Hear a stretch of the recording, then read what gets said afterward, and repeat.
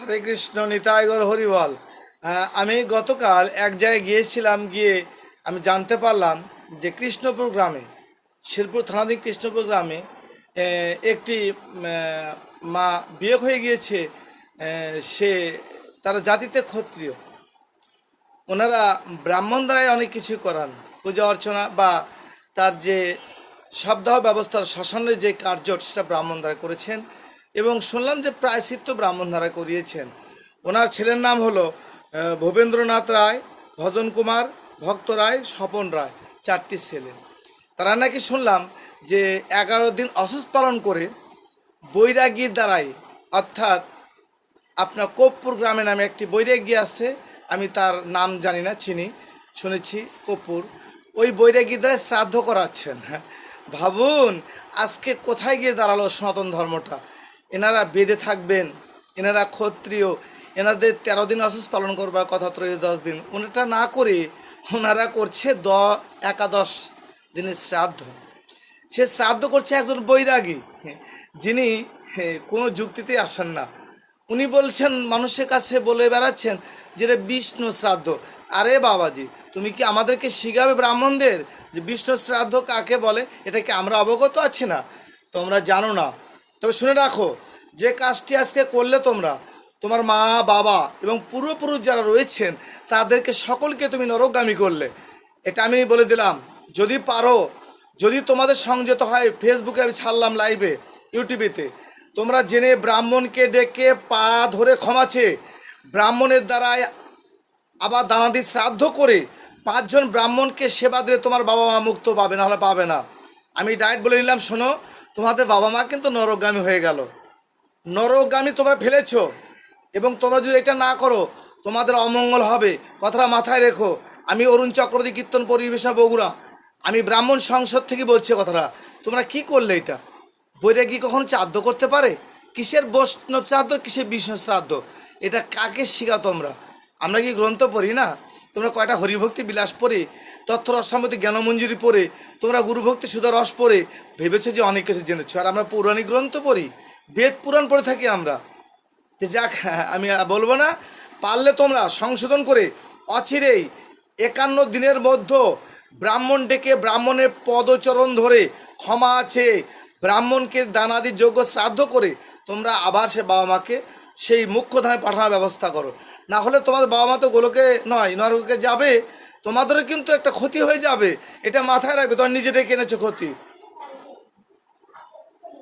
আমি আবারও বলছি, কেননা কোনো বেদে, কোনো ধর্মে, কোনো শাস্ত্রে নেই যে বৈরাগী দ্বারা তোমার বিষ্ণু শ্রাদ্ধ কেন, কোনো কিছুই করতে পারবে না। তুমি ব্রাহ্মণকে ডেকে তুমি প্রায়শ্চিত্ত করিয়েছ, তুমি ব্রাহ্মণকে ডেকে শ্মশানে সব দাহ মানে দাহ করেছ, আর শ্রাদ্ধ করছে একটা বৈরাগী, কর্পূরের একটা বৈরাগী ডেকে রে শ্রাদ্ধ করছো। হ্যাঁ, এটা সনাতন ধর্ম। আমি জানি না তোমাদের গতি কী হবে, আমি জেনে এবং ভেবে বলেছি, এবং আমি গ্রন্থ জানি। আমি 4টি বেদ অধ্যয়ন করি, আমি সামবেদ, ঋগ্বেদ, যজুর্বেদ, অথর্ববেদ। তোমরা যদি বৈষ্ণব তথ্যে যেয়ে থাকো, বৈষ্ণব কাহাকে বলে তোমরা তথ্য পুরাণ খুলে দেখবে, লিপিবদ্ধ আছে। যেখানে ব্রহ্মা বিষ্ণু মহেশ্বর তিনি এক ঈশ্বরে, যিনি ভেদাভেদ সৃষ্টি করেন না, জানেন না, তাহাকে বৈষ্ণব বলা হয়। তোমরা বৈষ্ণব অত জানো? ভ্যাগ নিলেই কি বৈষ্ণব হয়? 5 হাত পড়লেই কি বৈষ্ণব হওয়া যায়? আর নিরামিষ খেলেই কি বৈষ্ণব হওয়া যায়? না, কখনো না। বৈষ্ণব একজন, একজন বৈষ্ণব নবগুণের ব্রাহ্মণ, একটা ব্রাহ্মণের সন্তান সদাচারী, যে উনি বৈষ্ণব। এটা তোমার মেনে নিবি কিনা আমি জানি না, তবে আমি আবারও বলছি, পারলে আমার ফেসবুক, ইউটিউবে যাবে, তোমরা পারলে একটা ব্রাহ্মণকে ডেকে ওই পুরোহিতের পদচরণ পা ধরে ক্ষমাছে, তাকে ডেকে দানযজ্ঞ করে পিণ্ড পাণ্ডব করে 5 জন ব্রাহ্মণকে সেবা দিলে, তাহলে তোমার বাবা মা এবং পূর্বপুরুষ তারা ঊর্ধ্বগামী হবে, নতুবা নরকেই তারা থাকবে। আমার কথাটা মাথায় রেখো। নিতাই গৌর হরিবল, হরে কৃষ্ণ, মাথায় রেখো, অবহেলিত করো না। এই দিন দিন না, তোমরা কি ভাবছো মাকে নরকে পাঠিয়ে তোমরা কি স্বর্গের সুখ করবে? না, কোনো দিন পারবে না।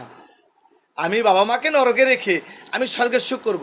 আমি কিছুদিন দেখলাম একজন সন্তান পিতা মাতাকে দেখে না, কথা বলে না, অথচ অনেক টাকার মালিক, লাভ কি? মা বাবা নরকে থাকছে, নরক ভোগ যন্ত্রণা করছে, আর তুমি সুখের সাগর গড়িয়ে সুখ সে ঐশ্বর্যে পালঙ্কে ঘুমিয়ে তুমি ভাবছো আমি ভগবান বা ভক্তি লাভ করবো, কোনো দিন হবে না, হতে পারে না। আমি অনেক গ্রন্থ পড়েছি, আমি বৃহৎ একটি দর্পণ পড়েছি, যা আয়না, যার মতো আয়না পৃথিবীতে আর কোথাও তাকে তুলনা করা যাবে না। বৃহৎ গ্রন্থ আমার কাছে আছে, বৃহৎ গ্রন্থ, বড় একটা আয়না, আমি তাতে মুখ দিয়ে দেখেছি, চোখ দিয়ে দেখেছি। এই কেন কাজ কখনো করো তোমরা যেটা করেছো বাবা, আমি আশা করব অচিরে 51 দিনের মধ্যে তোমরা পারলে ব্রাহ্মণকে ডেকে, আমি আবারও বলছি কৃষ্ণপুর গ্রামের তোমরা 4টি সন্তান বাবা মাকে পূর্বপুরুষকে তোমরা নরকগামী করলে। ছি, এত নিকৃষ্ট কাজ এটা তোমাদের দ্বারা হলো, আমি ভাবতে পারি না তোমরা সনাতন ধর্মের অবলম্বনকারী কিনা। আমি কি করে বলবো, তোমরা তোমাদের চোখের লাজ লজ্জা বিদ্যা বুদ্ধি জ্ঞান সব হারিয়ে ফেলেছো।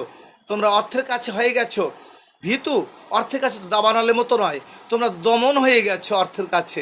অর্থ তোমাদের বেশি না? হ্যাঁ, কে বললো তোমাদের? ব্রাহ্মণ ব্যতীত তোমাদের কোনো মুক্তির পথ নেই।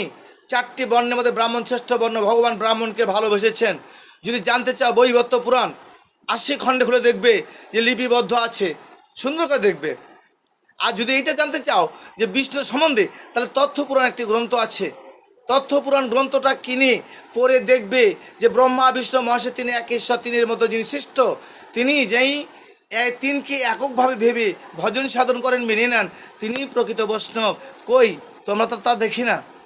আমাদের আছে কাম ক্রোধ লোভ লহম অলস্য মৈশ্বর্য, আমাদের 6টা রিপুর উজ্জ্বল হাস্য। 10 রিপুর তো দূরের কথা, দমন আরও জেগে উঠেছে। আর তুমি বলছো বৈষ্ণব? কে বৈষ্ণব? কি বৈষ্ণব? ওনাকে জিজ্ঞেস করবে যে তোমাদের শ্রাদ্ধ করছে, ওনাকে বলবে তুমি রাধা গোবিন্দের ধ্যান জানো? হ্যাঁ, একটু শোনাও তো দেখি। ওনার বাবারও সত্যি নেই, তোমাকে রাধা গোবিন্দের ধ্যান জানিয়ে তোমাকে বলে, উনি জানেই না। উনি জানলে এখানেও শ্রাদ্ধে কেন, মৃত্যাহারী ব্যয়ে গৃহে উনি আসতেন না। এমনকি শূদ্রের হাতে ভগবান কোনোদিন অন্ন গ্রহণ করবে না, কথা মাথায় রেখো। নিতাই গৌর হরিবল, হরে কৃষ্ণ। অপরাধ মার্জনীয়, নিতাই গৌর হরিবল।